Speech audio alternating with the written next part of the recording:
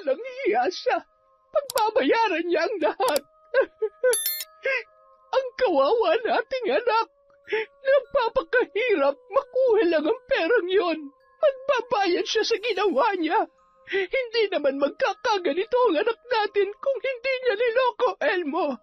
Pinaghirapan ng anak natin ang perang yon para matupad niya ang kanyang pangarap. Tapos lolokohin lamang niya. Magbabayad siya. Hindi tayo papayag, Belen, na hindi siya may paghiganti. Ang nag-iisa nating anak. Gagawin ko ang lahat. May paramdam ko lang ang ganti ko. Pagsisisihan niyang tayo ang kanyang binangga. Hindi, Elmo. Ako ang gagawa. Kasamaan ang kanilang ginawa. Kasamaan din ang aking igaganti. Ipapalasap ko ang hirap at bagsik ng aking galit. Nagkamali sila ng niloko. Nagkamali sila! Taon 1985, Pangasinan.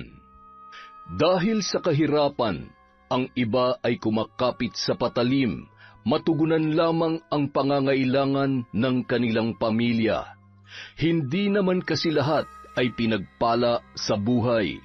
Mayroong iba na pinagkaitan ng kaginhawahan, ngunit patuloy na lumalaban ng patas.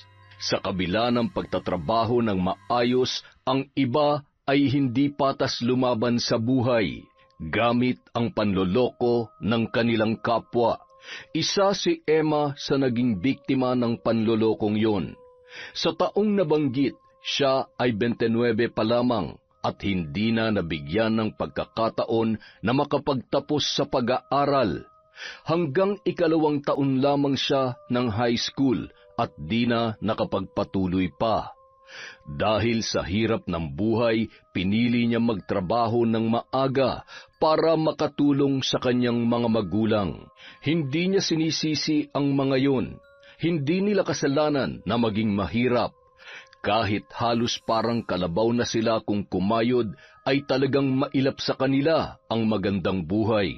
Hindi rin niya pinagsisisihan na maging magulang ang mga yon dahil para sa kanya, isang magandang regalo ang maging anak nila. Nakatira sila sa liblib na bahagi ng naturang lugar. Hindi ko nasasabihin kung saan yon eksakto, ngunit sa panahon ngayon ay isa na itong maunlad na bayan. Nay, aalis na po ako. Ihatid ko na po kay tatay ang kanyang tanghalian. Didiretso na rin po ako sa trabaho. Sige anak, mag-iingat ka. Ay siya nga pala, ano ang gusto mong ulam mamaya? Ay nako Nay, kahit ano po, sisikapin ko po maaga makalabas mamaya para maabutan ko si tatay at sabay na lang kaming uuwi. Sige anak, mainam pa nga. O siya, umalis ka na, baka mahuli ka sa trabaho mo. Ay, pasensya ka na anak ha. Pasensya ka na sa amin ng tatay mo. Nako, ang nanay ko. Payakap nga. Hindi ako nagsisisi na kayo ang naging magulang ko. Kaya wala kayong dapat ihingi ng tawad. Huwag na kayong malungkot, ha? Aalis na ako, baka mamaya mahimatay na si tatay doon dahil sa gutom. Ay siya, sige anak. Mag-iingat ka. Mahal na mahal ka namin. Inabutan niya si Mang Elmo sa bukid na masayang nakikipag-usap sa kanyang mga kasama. Masayahin ang matanda kaya marami siyang mga kaibigan at kakilala. Iginagalang siya ng kanyang mga kasamahan, pati na rin ang kanyang asawa. Kaya naman masaya siya dahil sa natatamo nilang respeto mula sa iba. Tay, kain na! Ay, salamat, narito na ang aking anak. Makakakain na rin. Oh, ikaw, nagtanghalian ka na ba? Opo, bago po ako umalis. Tay, mamaya aagahan ko ng uwi para makasabay ako sa inyo. Ay, mainam pa nga anak. Lagi na lang nag-aalalang nanay mo sa iyo eh. Ay siya, sige na. Umalis ka na at para hindi ka mahuli. Sige po, Tay. Aalis na po ako. Mamaya na lang po ulit. Tay, iligay mo sa basket ang mga plato ha. Magagalit na naman si nanay kapag kulang yan. Ay, oo anak. Huwag kang mag-alala. Ako na ang bahala. Umalis na si Emma para pumunta sa kanyang trabaho. Habang naglalakad ay nakikita niya ang kanyang mga kaedaran na pumapasok sa paaralan. Mayroon sa puso niyang inggit dahil pangarap niya rin ang makapagtapos. Ngunit tanggap na niya na hindi talaga kaya ng kanyang mga magulang, lalo na't pagsasaka lamang sa ibang tao ang inaasahan ng kanyang ama at paghihilot at paglalabada naman ng kanyang ina. Napangiti na lamang siya habang tinatanaw ang kanyang mga kaedaran na masayang pumapasok. Naisip niya na lamang na baka hindi talaga para sa kanya ang pag-aaral. Habang naglalakad patungo sa kanyang trabaho, nakasalubong niya si Aling Tessie. Napakaganda nito at napakaputi. Sabi ng kanilang mga kapitbahay, nanggaling ito sa Maynila. Noong panahong yun, isa ang Maynila sa pinapangarap ng mga tao na puntahan para makapagtrabaho. At sa baryo nila Aling Tessie, siya pa lamang ang unang nakababa sa Maynila para maghanap buhay.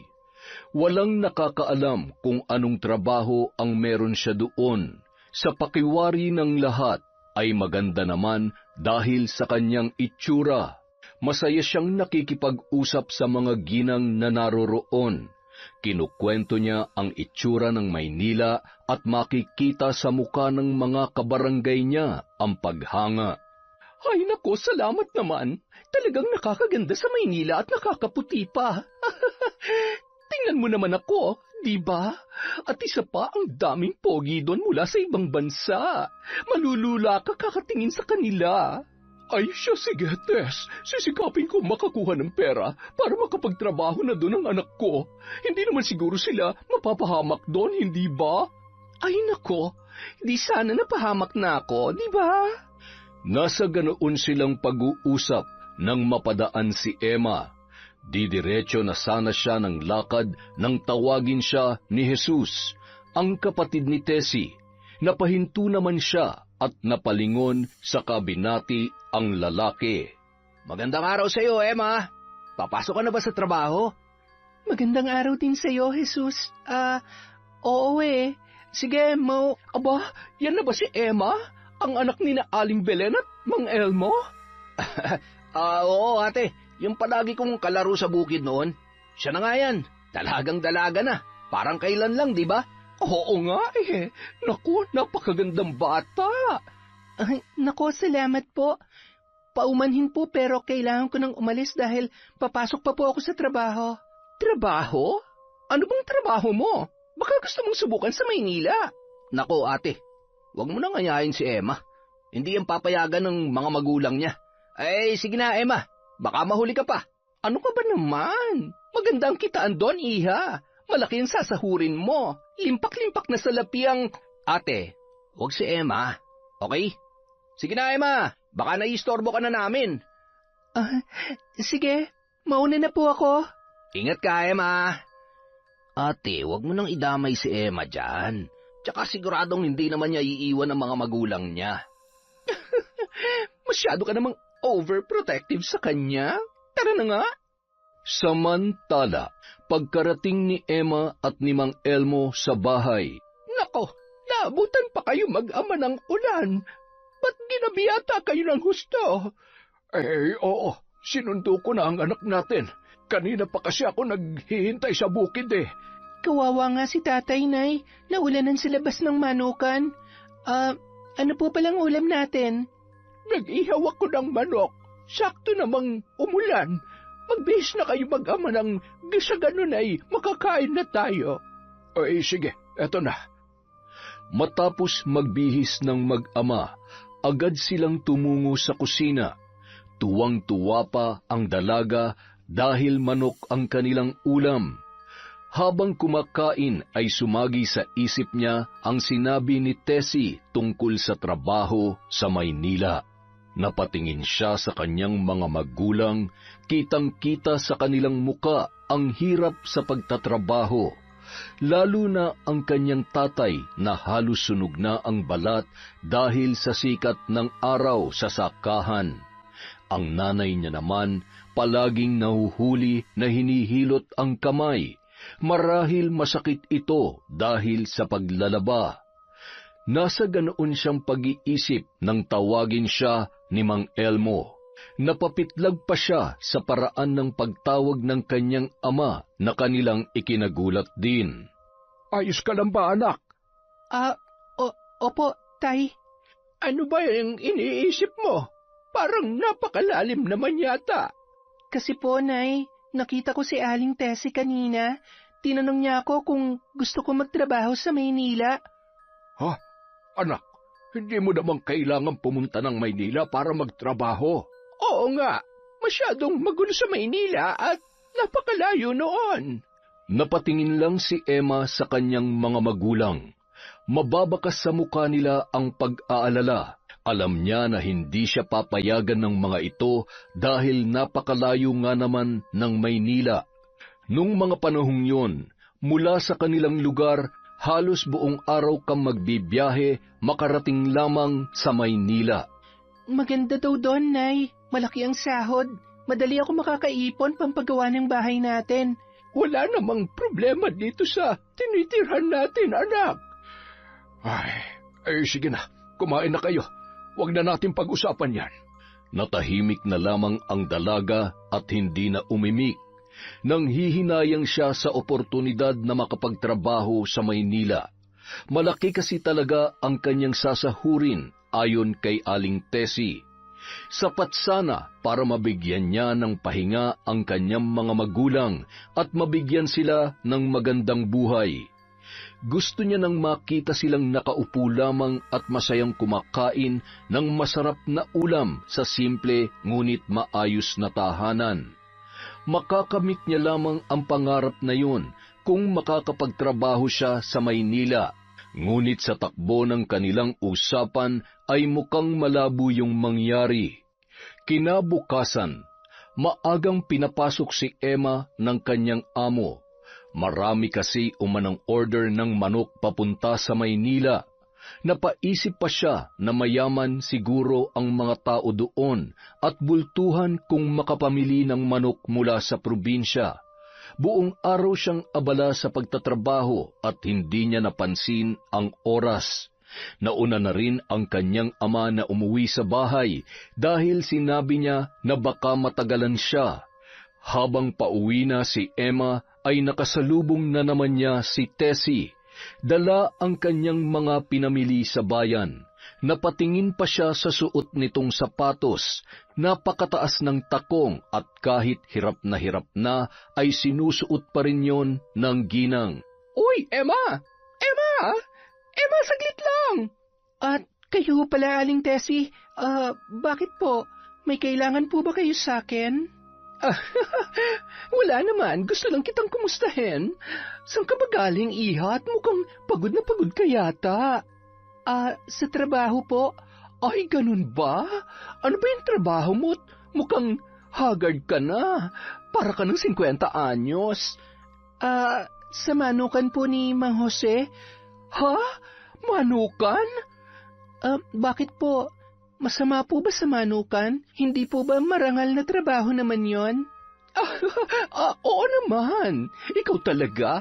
Siyempre marangal yon. Ang ibig ko lang sabihin ay, sa ganda mong yan, sa manukan ka nagtatrabaho? Hindi na paimik ang dalaga. Yun kasi ang unang beses na may nagsabi sa kanya na maganda siya mula sa ibang tao. Para kasi sa kanya, hindi niya nakikita ang sarili na maganda. Kulay kayumanggi ang kanyang balat, mahaba ang buhok at hindi gaanong katangusan ang ilong. Para sa kanya, ang maganda lamang ay ang kanyang mahabang pilik mata. Alam mo, iha, kapag sa Maynila ka nagtrabaho, lalo kang gaganda. Ang totoo niyan, mas maitim pa ako sa iyo noon. Pero tingnan mo naman ako ngayon, di ba? Hindi ko po kailangang pumuti. Ang gusto ko po ay yung magandang trabaho. Alam mo, lahat ng yan sa Maynila mo makikita. Malaki kasi ang sahod doon at talagang napakaganda ng lugar na yon. Noong mga panahong yon, hindi pa kalakihan ang sahod, ngunit malaki ang halaga ng pera. Mahirap kitain ang 1,000, ngunit marami ka nang mabibili sa 100 piso. Ayon kay Aling Tessie, kikita siya sa Maynila ng 5,000 isang buwan, bagay na kanyang ikinamangha. Tinanong niya pa kung anong trabaho ang sinasabi nito na malaki ang sahod. Anito sa kanya ay kainan ang kanyang papasukan. Hindi ba't magandang kitaan? Kaya mag-isip ka. At kung gusto mong inaalok ko sa'yo, sabihan mo lamang ako. Ate! Huwag mong sabihin sa kapatid ko ang pinag-usapan natin, ha? Bakit po? Kasi ayaw niya magdala ako ng taga rito sa Maynila. Gusto niya kami lang ang titingalain dito. Ayaw ko naman ng ganon. Basta, huwag mong sabihin sa kanya, ha? Hindi na lamang umimik ang dalaga hanggang sa makalapit na si Jesus sa kanila. Napangiti naman siya nang batiin siya ni Jesus, habang masama naman ang pagkakatitig nito sa kanyang kapatid. Tahimik na lamang siyang nagpaalam sa dalawa. Sige, Emma, mag-iingat ka, ha? Salamat, Jesus. Sige po, mauna na po ako. Sige, Iha, mag-iingat ka. Salamat po. Umalis na ang dalaga at iniwan ang dalawa na walang lingon-lingon. Hinatid lang siya ng mga ito ng tingin habang siya ay papalayo. Nang mawala na sa paningin nilang dalawa si Emma, ay agad na hinarap ni Jesus si Tessie. Mabilis itong tumalikod pero tinawag pa rin siya ng kanyang kapatid. Ate, sabi ko naman sa'yo, wag si Emma. Ano bang sinasabi mo? Binati ko lang naman yung kaibigan mo. Bakit?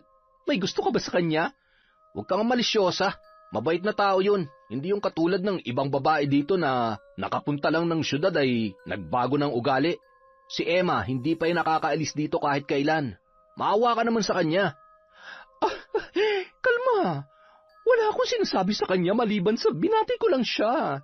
Alam mo, ang sama mo talagang mag-isip. Hindi tama yung ganyan. Halika na nga, pumasok na tayo sa loob.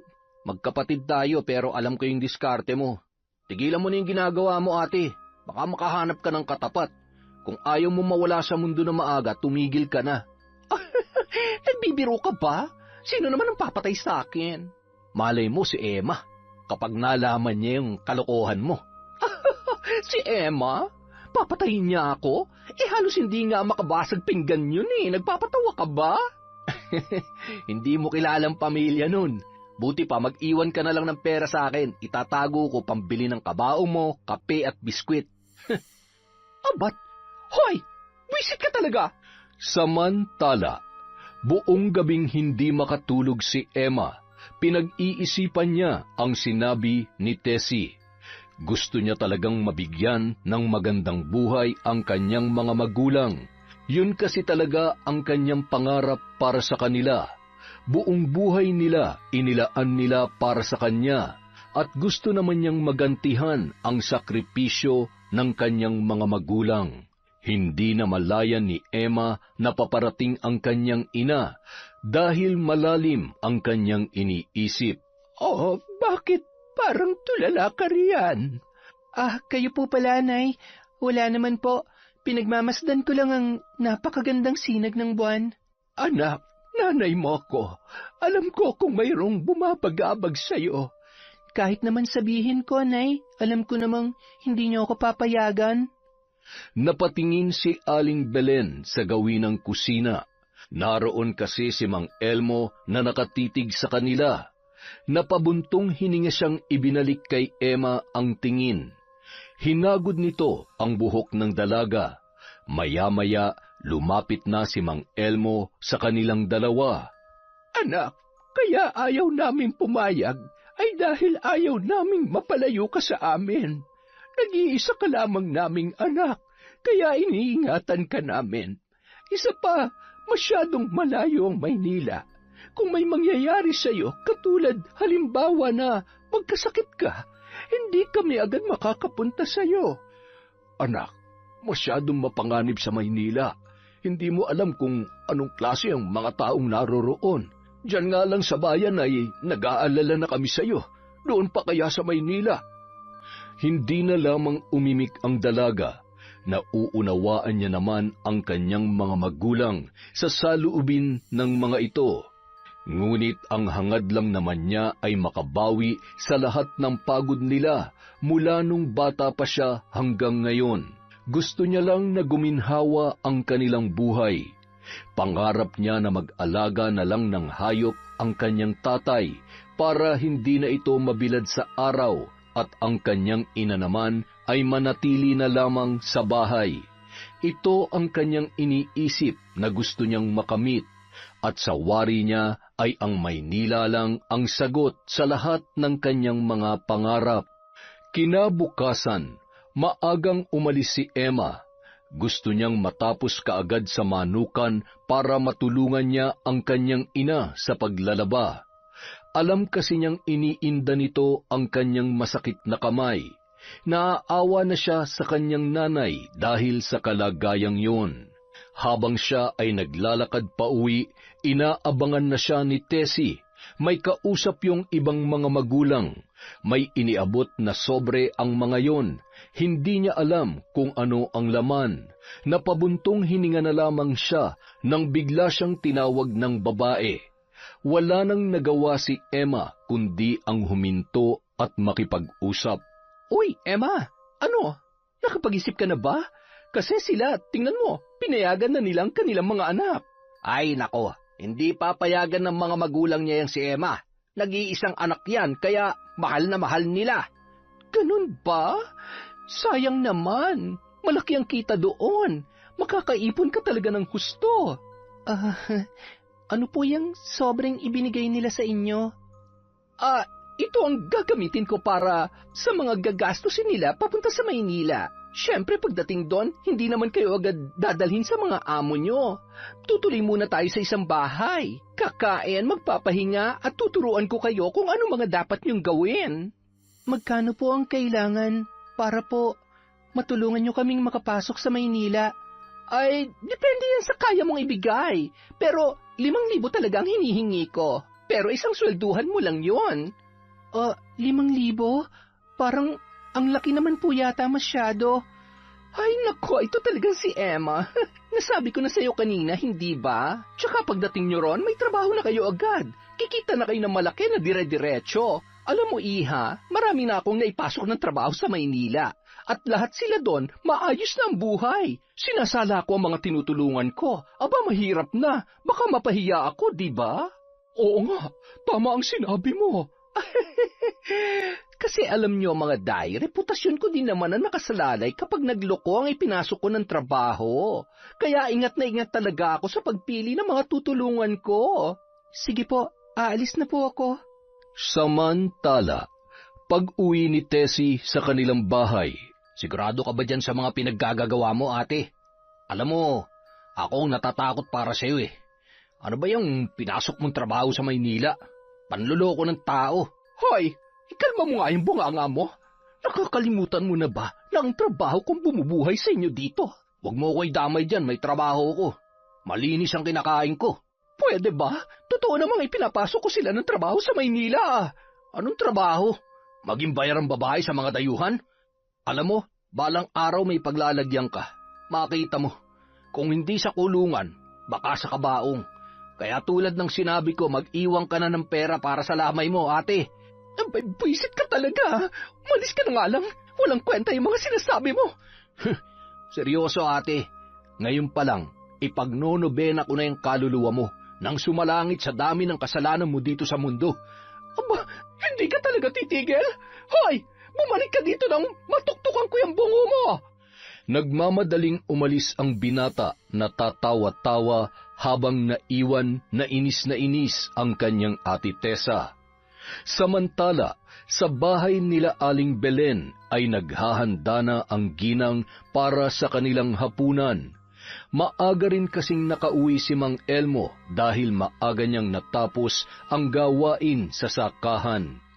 Abala ang dalawa nang makita nilang malungkot na umaakyat sa kanilang tahanan si Emma. Mababakas sa mukha nito ang napakabigat na emosyon, dahilan para magkatinginan ang mag-asawa. Ay, mukhang malungkot talaga ang anak natin, Elmo. Baka gusto niya talagang pumunta sa Maynila. Ay nako, Yan na nga rin ang iniisip ko, Belen eh. Pero anong gagawin niya doon?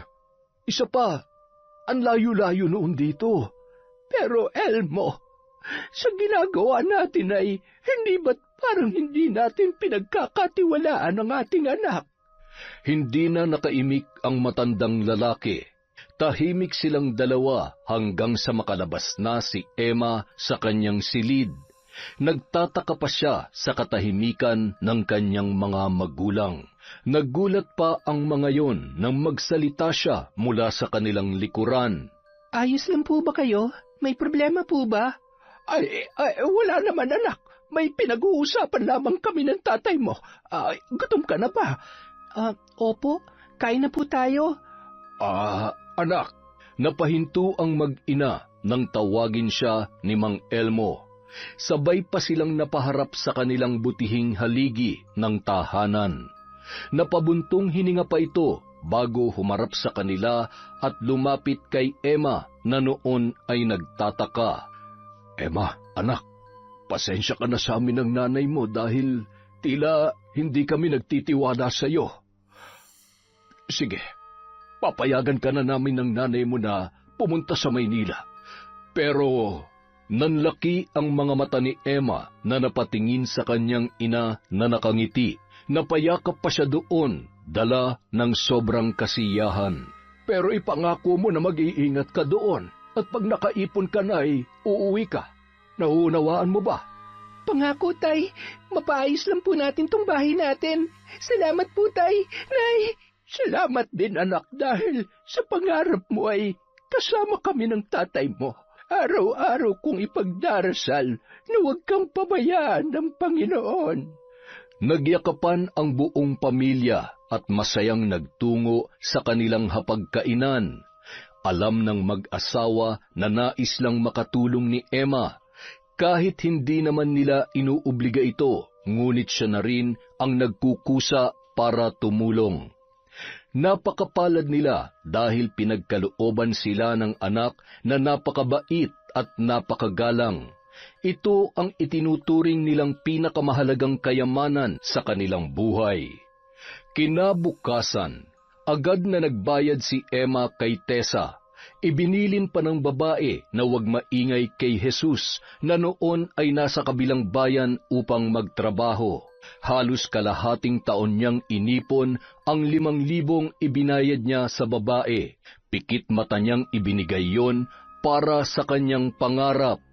Dumating na ang araw ng kanyang pag-alis, kasama ni Tessa at ng iba pang kababaihan na inaya nito papunta sa Maynila. Madamdamin ang araw na yon, lalo na sa pamilya ni Mang Elmo sapagkat ito ang unang pagkakataon na mawawalay sa kanila ang kanilang pinakamamahal na anak. Nangako naman ang dalaga sa kanyang mga magulang na mag-iingat sa Maynila at hindi makakalimot na sumulat sa kanila.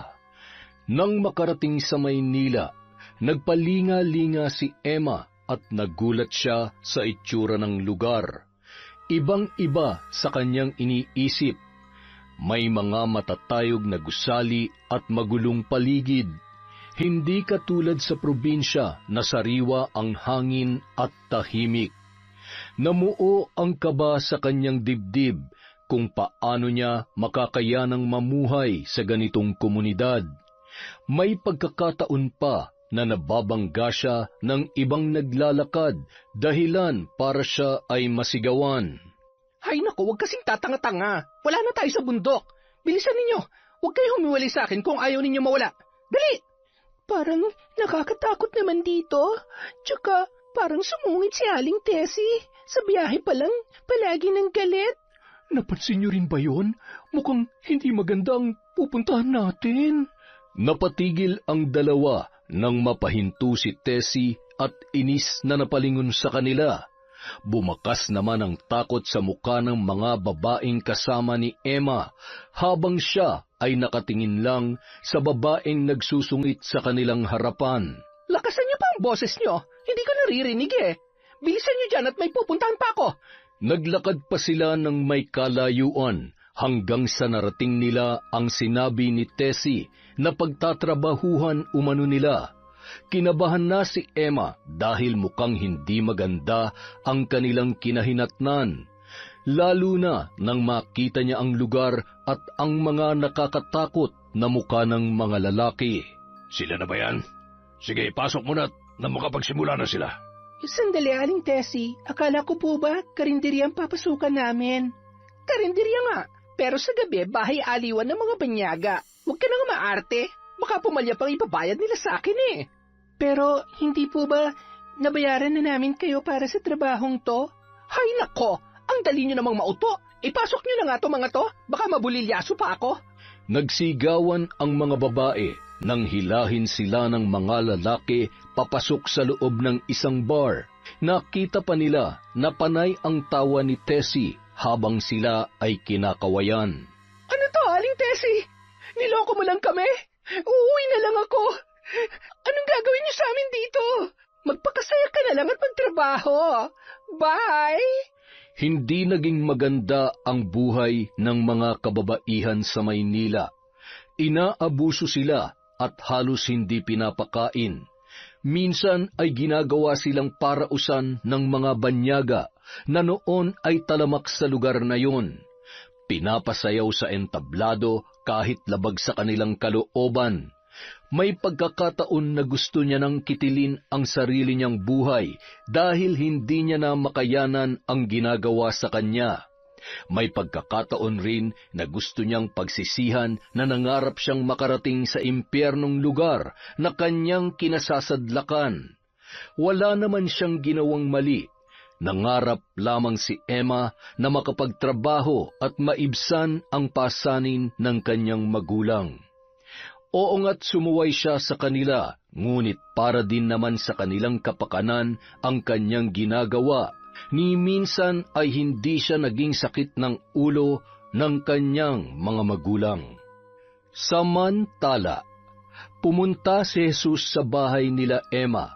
Nabalitaan niya kasi na bumalik na ang kanyang kapatid mula sa Maynila.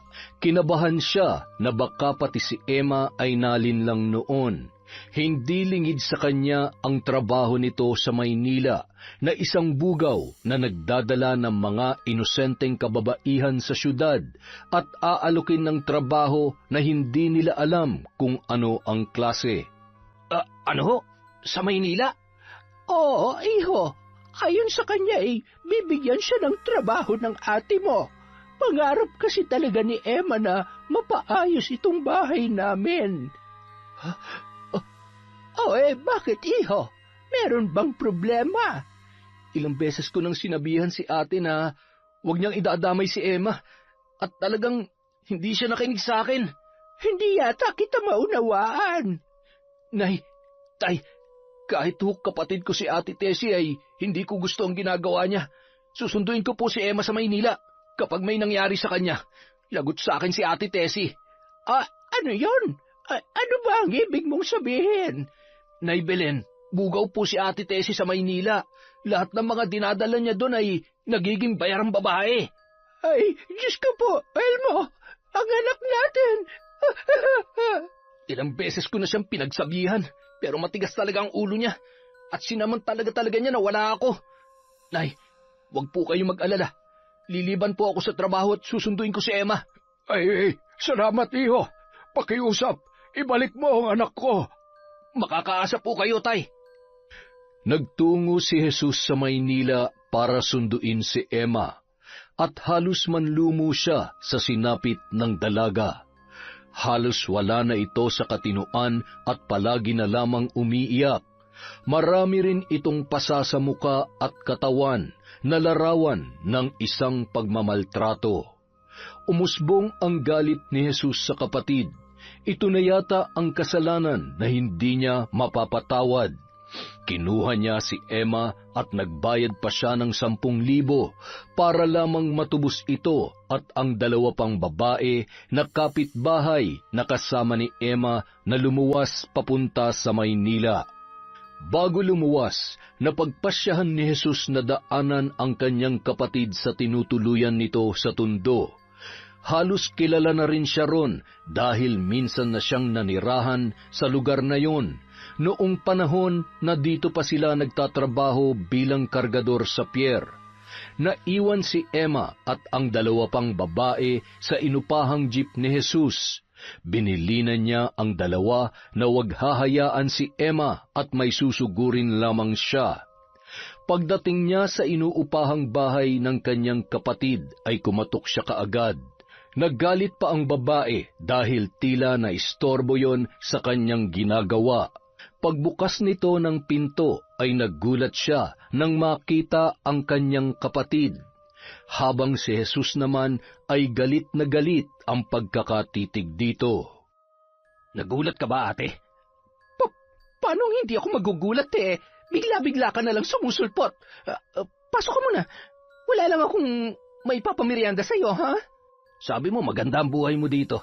Bakit kahit merienda hindi mo man lang ako mabigyan? Nasaan na pala yung perang naliko mo sa panloloko?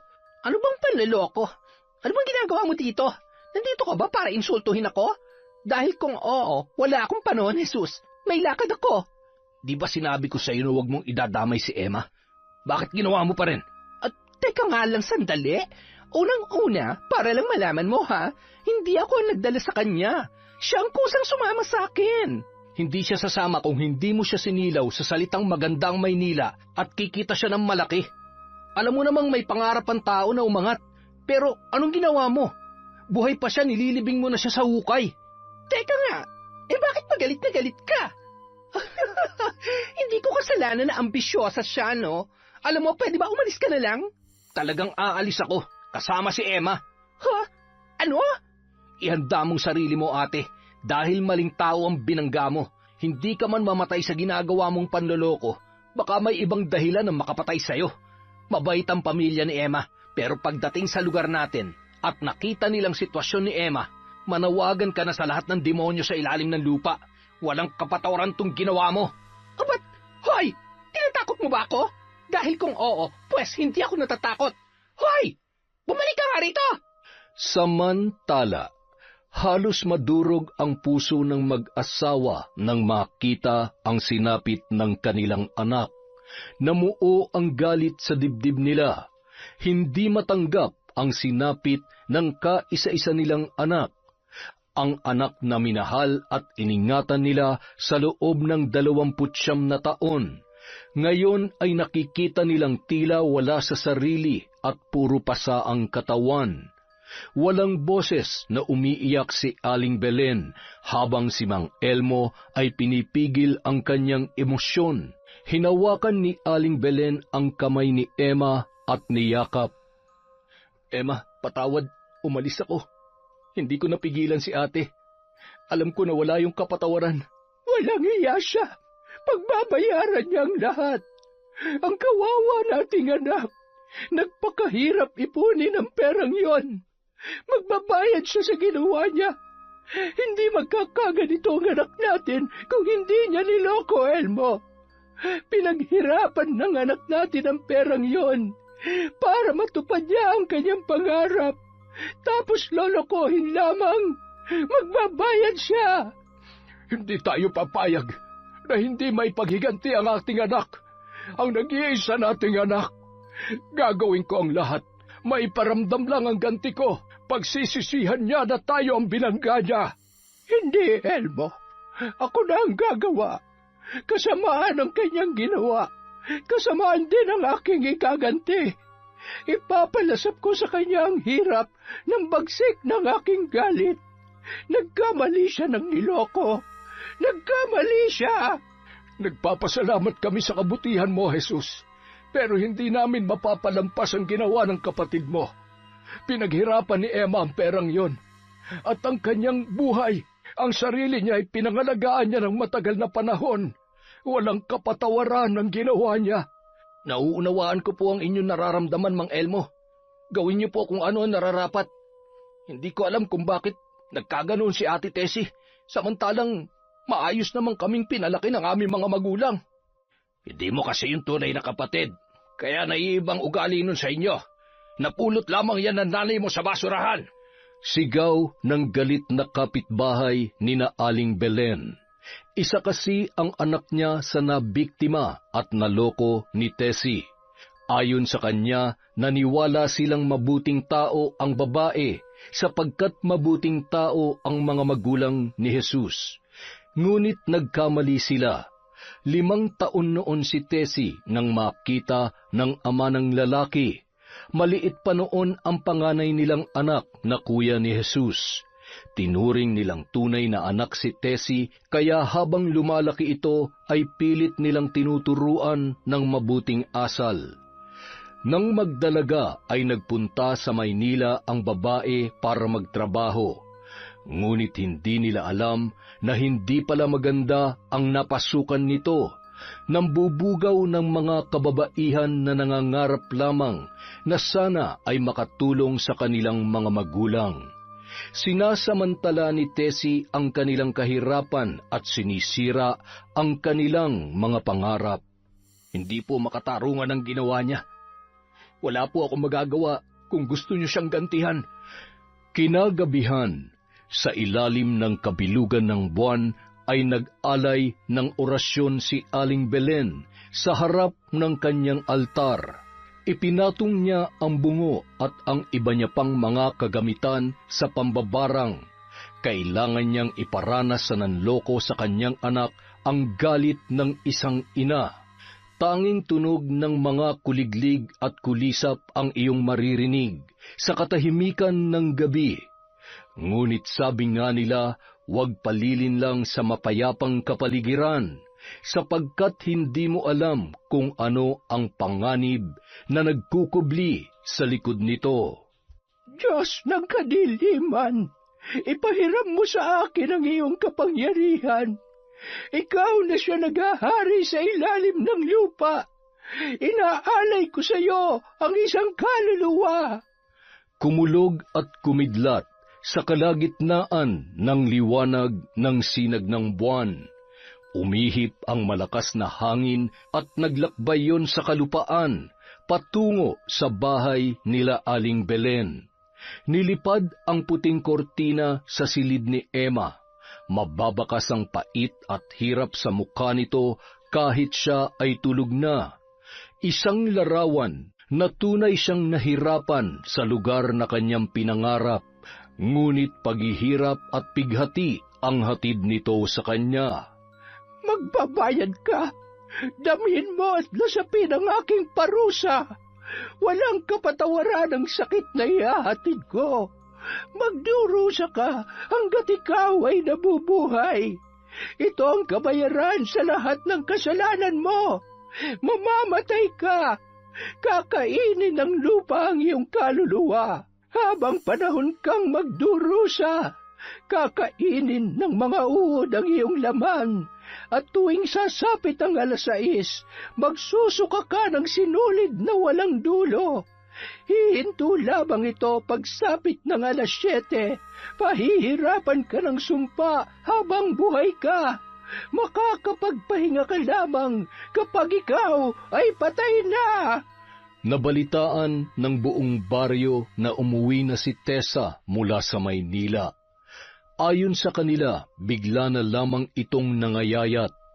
Palagi umanong masakit ang kanyang tiyan na di niya na alam kung bakit tuwing 6:00 lang niya ito nararamdaman. At minsan masakit ang kanyang lalamunan, lalo na kapag lumulunok. Pakiramdam niya ay may mga nakaharang na hindi niya maintindihan. Mukhang sinisingil ka na sa lahat ng kasalanan mo, ah. Pwede ba? Kung nakarma ako, dapat noon pa. Ngayon lang kasi tumalab. Nagpatingin ka na ba sa doktor? Ano daw ang sakit mo? Hindi nila malaman kung anong sakit ko. Pakiramdam ko palagi akong nasusuka. Pagsapit ng 6:00, nagkagulo ang buong kabahayan nila Jesus. Dahil nagsusuka na naman si Tessa, mas lalo silang nagkagulo nang makita na ang isinusuka ng babae ay sinulid na kasing nipis ng pantahi. Halos mapigtas ang ugat niya sa leeg sa kakasuka. Napasigaw din sila nang lumolobo ang kanyang balat na parabang may nagwawalang mga insekto na gustong lumabas. Nataranta ang kanilang ina, habang si Jesus naman ay nahuhulaan na kung ano ang nangyayari sa kanyang kapatid. Umalis ang kanyang ama para magpatawag ng albularyo na gagamot kay Tessa. Habang naghihintay, inaasikaso muna ng magkakapatid ang babae. Takot na takot sila dahil sa nakitang lumalabas sa bibig nito. Walang tigil ang paglabas ng sinulid sa kanyang bunganga. Maya-maya, dumating na si Mang Kanor, ang kilalang albularyo sa bayan na kaibigan din ni Aling Belen. Diyos ko, amang mahabagin, tulungan mo kong gamutin ang iyong anak. Tulungan mo kong labanan ang kasamaan. Aray! Aray! Pumasok ka sa katawan ng binarang mo. Kausapin mo ko.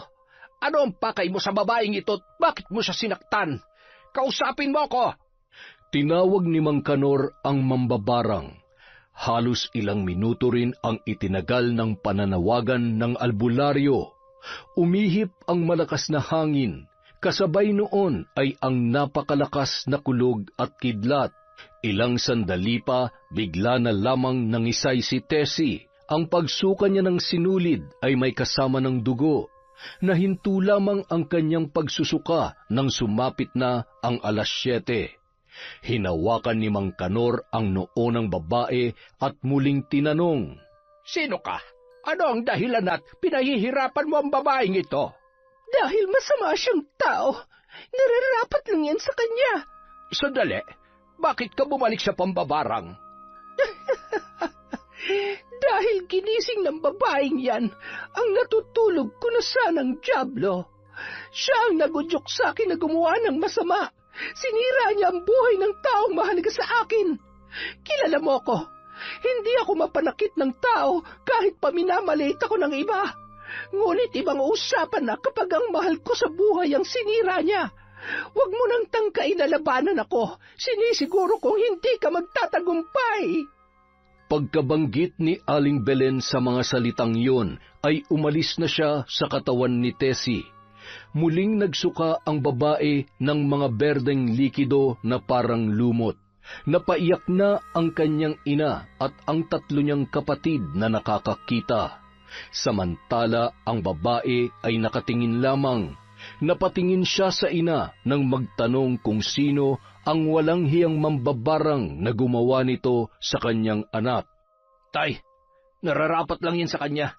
Kaya nabarang siya dahil sa kawalang hiyang ginagawa niya. Ano bang pinagsasasabi mo dyan? Nagtatrabaho ng maayos ang kapatid mo sa Maynila para lang mabuhay tayo tapos sasabihin mong...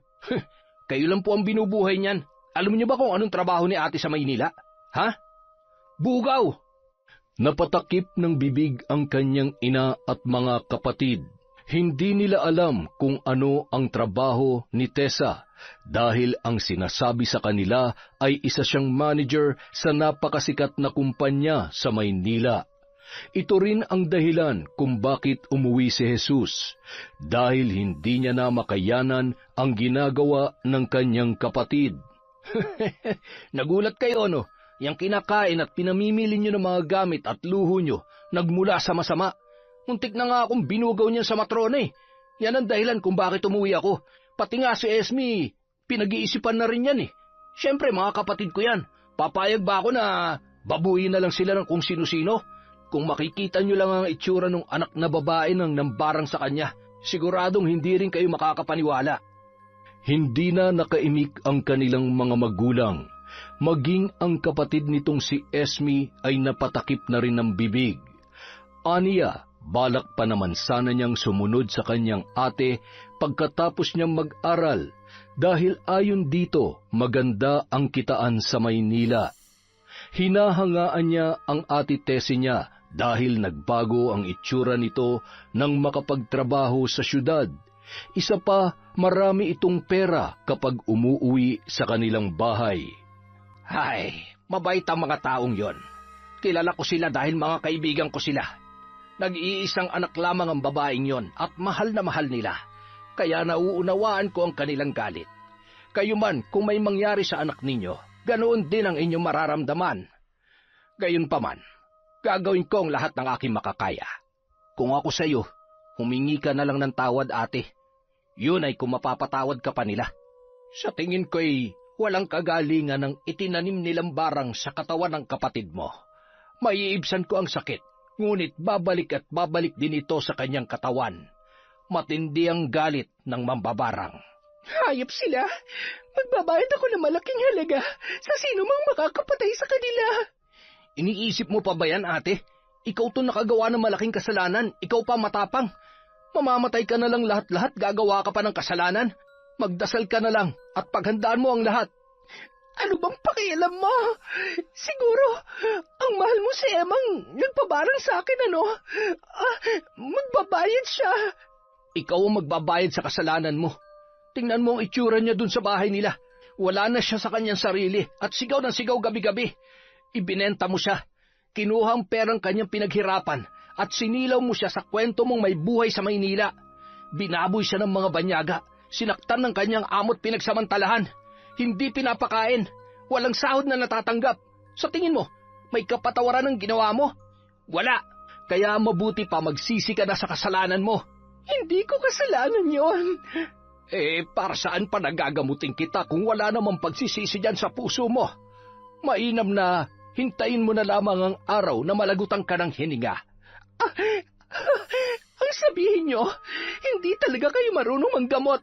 Yan ang dahilan kung bakit hindi mo ako kayang pagalingin. Ay, tatapatin na kita, iha. Ang pambabarang ay kasamaan, ngunit wala itong kakayahan sa pusong mabuti. Kaya ka natatalo dahil masama ang ugali mo. Inaalay niya na ang kaluluwa mo sa dyablo. Ay, paumanhin. Mukhang walang balak na gumaling ang kapatid ninyo. Isa pa, baka hindi na nga yan gagaling. Sige na, aalis na ako. Hinatid ng binata si Mang Kanor sa labas. Humingi din siya ng paumanhin sa matanda. Tinanong pa niya kung may pag-asa pa bang gumaling ang kanyang kapatid. Walang ibang naisagot ang albularyo kundi malalim na buntong hininga. Sa totoo lamang, iho, hindi papayag ang mambabarang na mabuhay ang kapatid mo. Matindi ang galit niya. At gaya nga ng sabi mo kanina, alam mo na ang dahilan kung bakit. Naiintindihan ko po, Mang Kanor. Mas mabuti po siguro na tanggapin na lamang namin. Kapag handa na siya magpagamot, ipatawag niyo na lamang ako. Kahit huli na o wala ng pag-asa, ay gagawin natin ang makakaya natin. Maraming salamat po, Mang Kanor. Nagpatuloy sa pag-usad ang mga araw, ngunit lumalala ang karamdaman ng babae na ipinag-aalala ng kanyang ina. Tumakbo na lamang sila papasok sa silid nang marinig si Tessie na sumisigaw. Pagpasok sa loob ay napasigaw din ang kanyang ina sa nakitang mga uod na nagkalat sa kumot ng babae. Esme, puntahan mo si Mang Kanor, dali! Utos niya sa kanyang kapatid na dali-dali namang umalis para sunduin ang albularyo. Nahabag na si Jesus sa kanyang kapatid dahil nangangayayat na ito at halos wala ng laman. Patuloy pa rin sa pagsuka ng kulay berde na may kasamang uod. Dagdagan pa ng sinulid at lumulubog na balat na akala mo'y natapunan ng kumukulong mantika, na kapag pumuputok ay umaalingasaw ang napakalansang amoy. Samantala, sa bahay naman ni Mang Elmo at Aling Belen ay tawa ng tawa ang matanda sa tapat ng kanyang altar. Nakabuhaghag ang buhok na halos kulay puti na, ang kanyang mga mata ay kulay abo at nangingitim ang kanyang ngipin.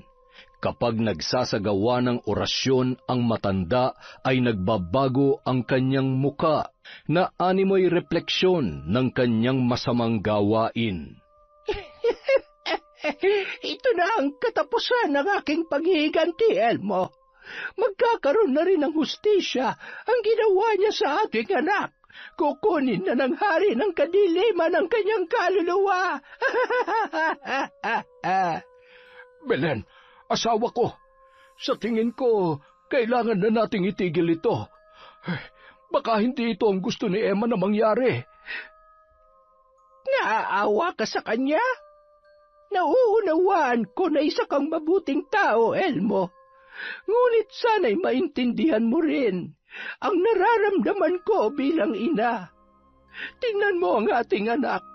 Ano sa tingin mo? Naawa ba ang mga taong gumawa niyan sa kanya? Naawa ba sila habang nagmamakaawa siya? Bilang isang ina, gagawin ko ang lahat para sa ating anak dahil siya ay aking dugo at laman. Nauunawaan naman kita, asawa ko, pero ayaw ko na makagawa ka ng kasamaan dahil sa kawalang hiyaan ng iba. Natatakot ako para sa iyo. Mauunawaan naman ako ng Diyos. Hindi ko ito ginagawa para sa pera. Ginagawa ko ito para sa ating anak. Nahinto ang kanilang pag-uusap nang mayroong kumatok sa pintuan. Nagkatinginan pa si Aling Belen at si Mang Elmo. Tumayo ang haligi ng tahanan para tingnan kung sino ang hindi inaasahang bisita. Maya-maya, bumalik siya't sinabi sa asawa na si Mang Kanor ang kanilang panauhin. Sinabi ni Aling Belen na siya ay susunod na lamang. Inayos niya ang sarili at bumalik sa dating anyo ang kanyang muka. Pinusod niya ang kanyang buhok saka lumabas mula sa kanilang kwarto. Belen, si Emma, kumusta? Nandoon sa kanyang silid. Wala sa sarili. Kagagawan niyo ng taong gagamutin mo. Hindi mo ba kayang patawarin ng taong yon? Hindi. Gawin mo ang nararapat. Ngunit sinisiguro ko sa iyo na hindi siya gagaling. Nauunawaan ko. Ay, maaari ko bang makita si Emma? Nasa kanyang silid. Elmo, samahan mo si Kanor kay Emma. Matapos makita ni Mang Kanor ang dalaga, ay nagpaalam na ito at umalis. Aniya kay Aling Belen, hindi dahil gagamutin niya si Tessie ay wala na siyang pakialam kay Emma. Ginagawa niya lamang ang kanyang tungkulin bilang isang albularyo. Aniya, ipinagpapasa Diyos niya na lamang ang lahat dahil malaki rin ang kasalanan ni Tessie. Napatangulang ang ginang at sinabing nauunawaan niya ang tungkulin ni Mang Kanor. Samantala, sa bahay ni na Jesus ay naririnig na niya ang sigaw ni Aling Tessie. Dagdagan pa ng mga kapitbahay na nakikichismis sa labas. Para silang mga langaw na nag-uumpukan sa dumi ng kalabaw. Naghiwa-hiwalay lamang ang mga yon nang tumikhim na si Mang Kanor. Walang imik na pumasok ang albularyo sa loob ng bahay. Sinalubong pa siya ng binata sa pintuan. Salamat dumating na kayo, Mang Kanor. Pasok po.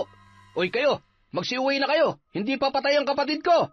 Nandito ka ba para alamin kung patay na ako? Ate, ano ka ba naman? Kung gusto mong gumaling, umayos ka. Siya na ang nagsabi na wala na siyang aray. Ang tiyan ko. Ang tiyan ko. Ang sakit.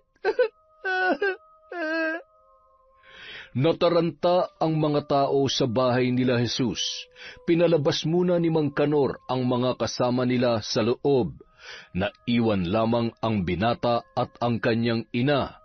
Agad na binuksan ni Mang Kanor ang tiyan ni Tessie at sabay silang nagulat sa kanilang nakita. Napasigaw pa ang kanilang ina.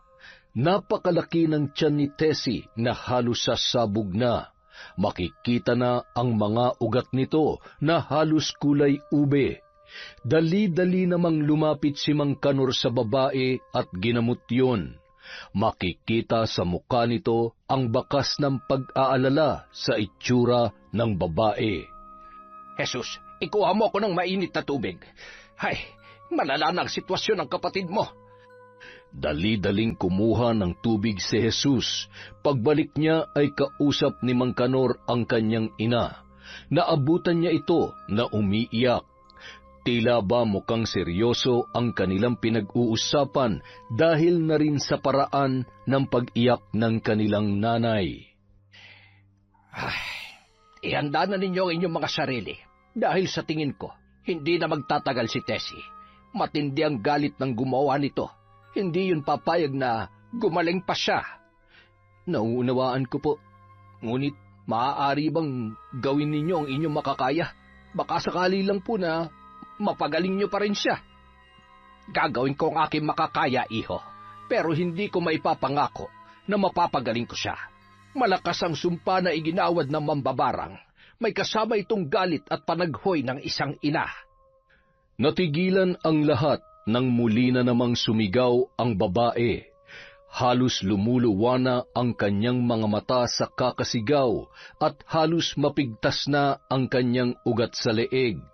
Pumuputok na rin ang mga lumulobo niyang balat na akala mo'y binuhusan ng asido at medyo nagkaroon na ng nana sa loob, dahilan para umalingasaw ang malansa nitong amoy. Napasukan naman si Jesus nang makita ang tiyan ng kanyang kapatid at masilayan ang sugat nito sa katawan. Hirap na ako. Mamamatay na yata ako. Kabayaran nito ng aking mga kasalanan. Manalangin ka na lamang, iha. Wala ng Diyos. Iniwanan niya na ako sapagkat ako ay makasalanang tao. Samantala, sa bahay naman ni na Aling Belen ay maririnig mo ang tawa na puno ng tagumpay, habang niyayakap niya ang sarili sa kanyang silid na binibigyang liwanag ng buwan ang madilim na gabi. Sa kanyang bintana makikita ang napakalaki at bilog na buwan. Humahalakhak si Aling Belen, kasabay ng pagtulo ng kanyang luha. Nakamit ko na rin ang tagumpay. Naihain ko na sa kanilang tahanan ang aking kaparusahan at hustisya sa aking anak. Ano man ang kanyang dinadanas ngayon, ay hindi na ako ang may kagagawan. Unti-unti nang maaagnas ang katawan niyang lupa. Yon ang parusa sa kanyang kasamaan. Napatigil ang ginang nang may biglang kumatok sa kanyang pintuan. Inayos niya ang kanyang sarili at dahan-dahang tumayo.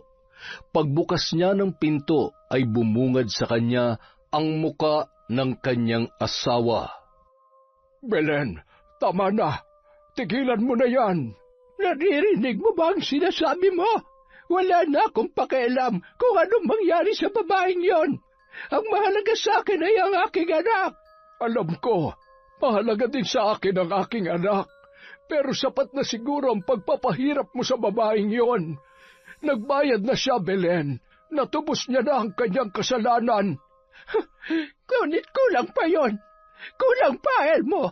Hindi pa yun sapat. Ang gusto ko ay magna siya habang nabubuhay. Bakit, Elmo? Nung binababoy ba ng mga hayop na banyaga ang anak ko, naawa ba siya? Hanggang kamatayan, babaunin niya ang sakit at bagsik ng aking galit. Hanggang kamatayan.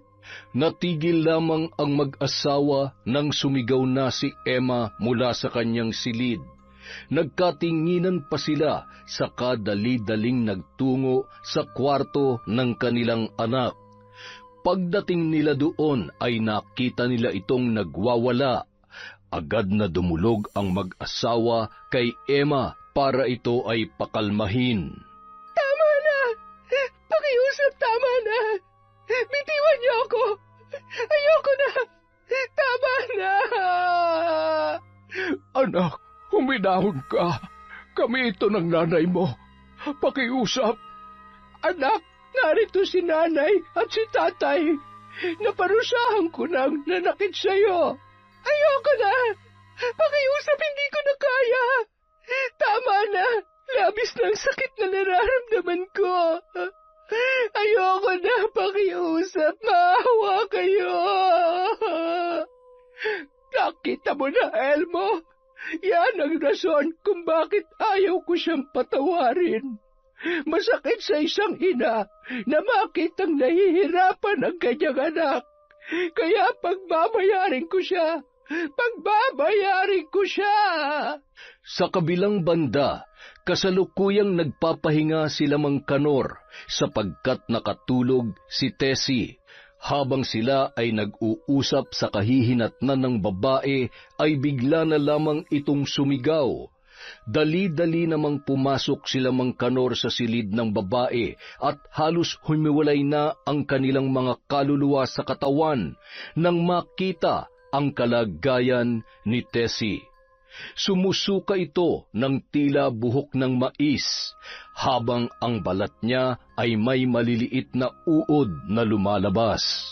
Napasigaw ang ina nila Jesus sa nakita, maging ang binata ay naggulat din. Noon, sa mga kwento lang niya naririnig ang ganitong pangyayari. Hindi niya lubos akalain na makikita niya ito sa totoong buhay. Ang mga uod na maliliit at kulay puti na parang uod ng prutas ay nahuhulog sa lupa sa tuwing lumalabas ito sa katawan ng kanyang kapatid. At habang pumuputok ang lumulobo niyang balat, kasabay nito ang nana na umaalingasaw ang lansa. Nang maamoy yon, ay nasuka pa ang binata, maging ang kanyang ina ay hindi na rin magkamayaw dahil sa kalunos-lunos na sinapit ng kanyang anak. 6:00 na pala ng gabi. Ano na ba ang petsa ngayon? Agosto 29 po. Bakit po? Ay, Diyos ko, ngayon pala ay kabilugan ng buwan. Iho, palakasin mo ang loob ng iyong ina. Mukhang dumating na ang oras ng kapatid mo. Ano ho? Ano hong ibig niyong sabihin? Ito na, iho, ang hatol ng mambabarang. Nasa kabilugan ng buwan ay, ano po, Mang Kanor? Ito na nga, sandali lang. Ito na ang oras na lilisanin ng kapatid mo ang mundo. Mabait ang mambabarang na yon, ngunit hindi mapagpatawad, lalo na't anak niya ang inagrabyado.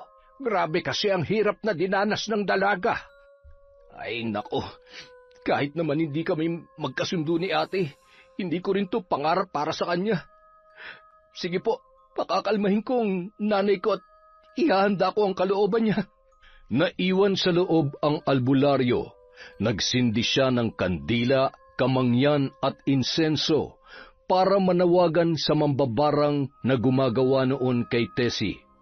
Nagdasal siya ng Latin habang iniikot ang insenso't kamangyan. Kumalat na sa buong silid ang usok, dahilan para magsisigaw ang dalaga. Tinatawagan kita. Pumasok ka sa katawan ng babaeng ito. Kausapin mo ako. Paulit-ulit na binibigkas ni Mang Kanor ang panawagan sa mambabarang. Naabutan pa ng binata ang albularyo na nananawagan, habang ang iyak ng kanyang ina ay maririnig mula sa sala ng kanilang bahay. Sinabi ni Jesus sa kanya ang maaaring mangyari sa kapatid, kaya ganoon na lamang ang nararamdaman niyang kalungkutan. Nakikiusap ako sa iyo. Pumasok ka sa katawan ng babaeng ito. Bigla na lamang huminto sa pagpupumiglas si Tessie at nagbago ang kanyang itsura. Senyales na nakapasok na sa katawan nito ang mambabarang. Napatingin siya kay Mang Kanor at kay Jesus. Mababakas sa mukha nito ang galit at pagkamuhi. Nakikiusap ako. Bawiin mo na ang itinanim mo sa katawan ng babaeng ito. Pakiusap, patawarin niyo na po ang ate ko. Bakit? Nung nakiusap sa kanya ang anak ko, pinakinggan niya ba? Walang gabing hindi sumisigaw ang anak ko. Nagmamakaawa na tigilan na nila ang kanilang kahayupan. May nakinig ba? Tuwing gabi, binabalikan siya ng masasamang panaginip dahil sa kanyang masasamang karanasan. Kaya bilang isang ina, bilang isang galit na ina, hindi ko aalisin ang anumang itinanim ko sa babaeng ito. babaunin niya lahat ng paghihirap niyang ito hanggang sa kanyang hukay. Alam kong hindi ka masamang tao at ina. Hanapin mo sa puso mo ang pagpapatawad at hayaan na lamang ang Diyos na humusga. Ngunit alam mong hindi ako mapagpatawad na tao pagdating sa anak at asawa ko. Kung sarili ko lang ay baka mapatawad ko pa siya, pero hindi pagdating sa anak ko. Walang kapatawaran ang ginawa niya.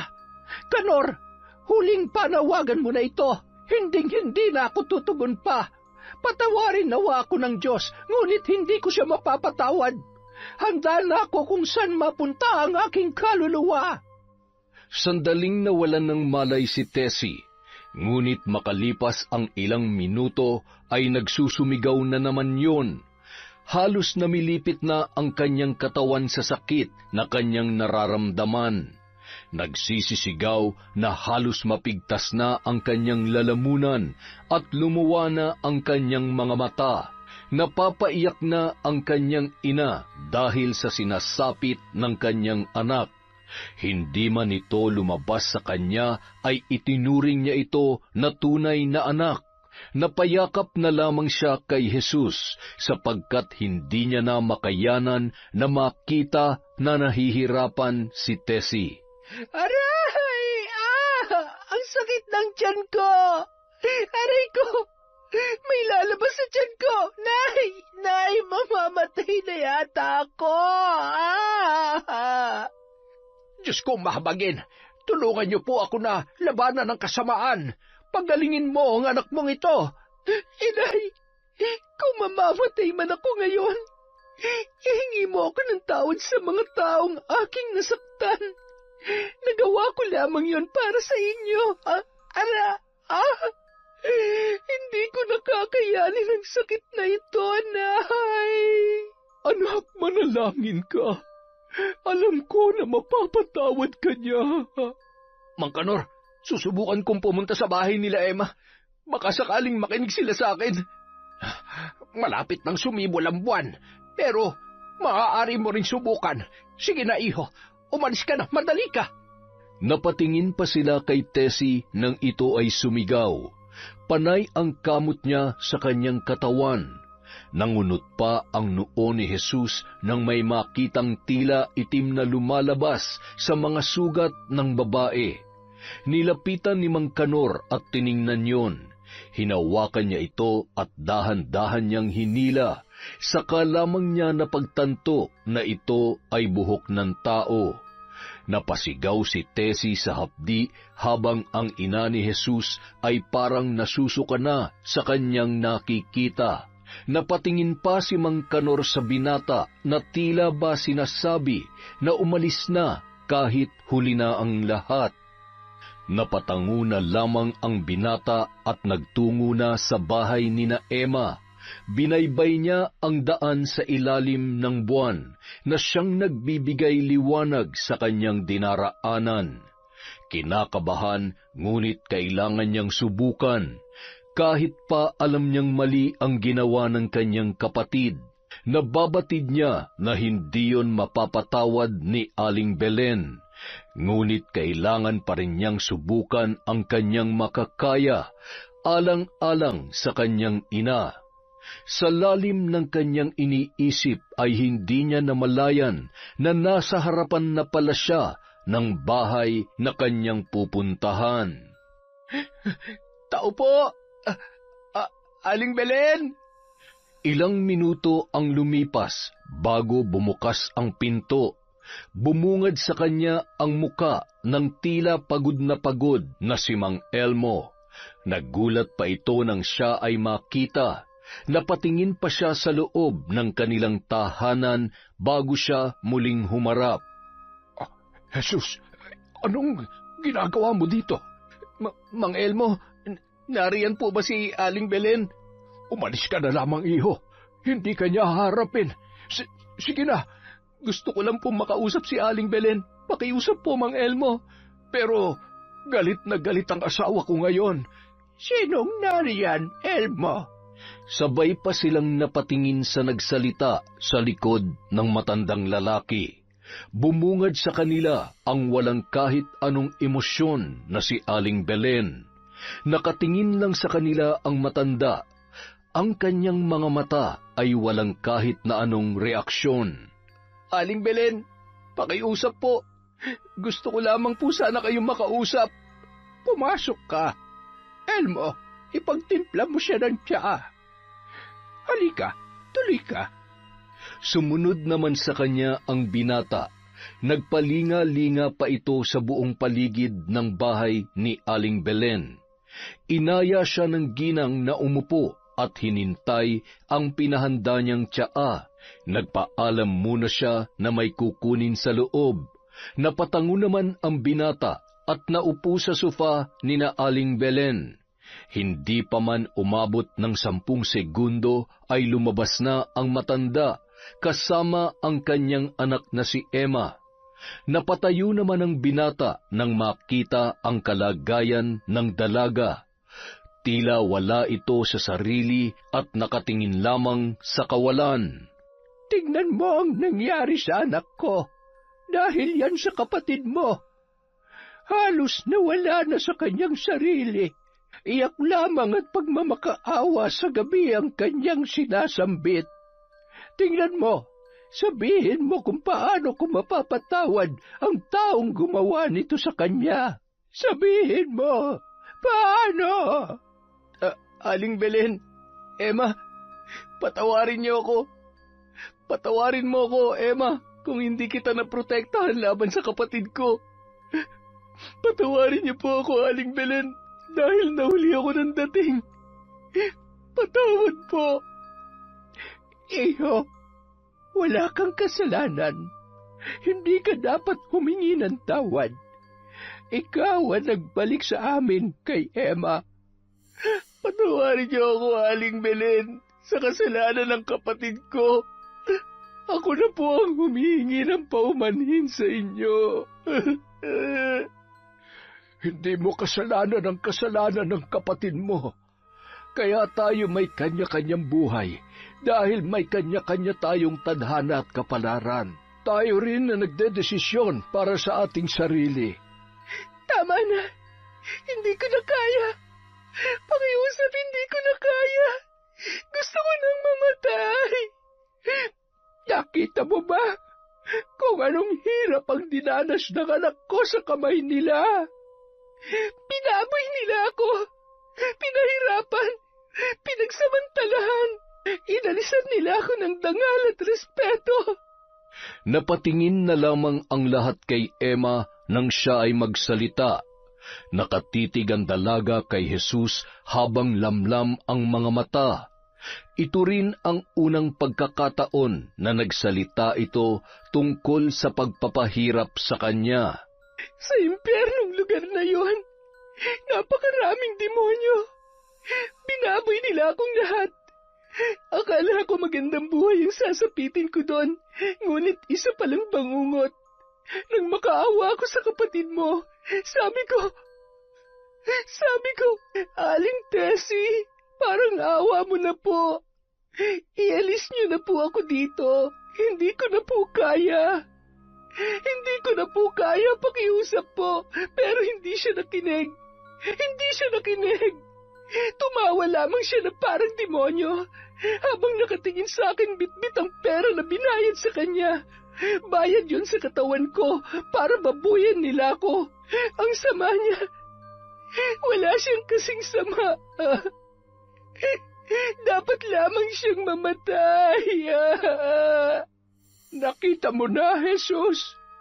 Sabihin mo sa akin, paano ko ibibigay ang kapatawaran sa taong naging dahilan para malapastangan ang aking anak? Napaiyak na rin ang binata at lumapit, hinawakan ang kamay ng kanyang kaibigan. Panay pa rin ang hikbi ng dalaga habang sinasambit ang salitang tama na at ayoko na. Aling Belen, ibigay niyo ang hustisya na nararapat para kay Emma. Emma, magpagaling ka. Hindi pa itong katapusan ng mundo para sa iyo. Ano man ang sinapit mo sa malulupit na mga taong yon, handa kaming pawiin ang takot mo at pighati. Mahalaga ka sa mga taong mahal ka, Emma. May awa ang Diyos. Alam ko hindi siya natutulog at papanagutin niya ang taong sumira sa iyo. Hindi ako Diyos para magpataw ng parusa at kumitil ng buhay. Pero alam ko, mauunawaan niya ako. Para sa aking anak, gagawin ko ang lahat, kahit matupok pa ang kaluluwa ko sa nagliliyab na apoy. Mas gugustuhin kong mapunta sa pinakamadilim na mundo, basta masilayan lamang ang anak ko sa liwanag. Makalipas ang ilang sandali ay umuwi na ang binata. Naririnig niya ang iyak ng kanyang ina at mga kapatid. Napatingin siya sa langit kung saan napakaliwanag ng buwan. Napakaganda ng sinag nito, lalo na ang kaparangan na tila ba nakikisayaw sa hanging bumababa at nagbabaybay sa kalupaan. Hindi na siya nagulat. Alam na niyang mangyayari ito sa kanyang kapatid. Pagpasok niya sa kanilang tahanan ay naabutan niyang palabas na si Mang Kanor. Tinapik siya nito sa balikat at nagpaalam na ang albularyo. Hindi siya pumasok sa silid, ngunit nakikita niya ang kanyang kapatid na wala ng buhay. Halos naaagnas na ang kanyang katawan. Nagmistula yung butot balat na malaki ang tiyan. Ang kanyang balat ay may mga sugat. May iilang hibla pa ng buhok sa mga sugat na ito at ang ibang buhok ay nasa maliit na palanggana sa gilid ng kanyang kama. Tapos na ang paghihirap ni Tessa. Sa isip niya naway nahanap na nito ang liwanag sa kabila ng kanyang mga kasalanang nagawa.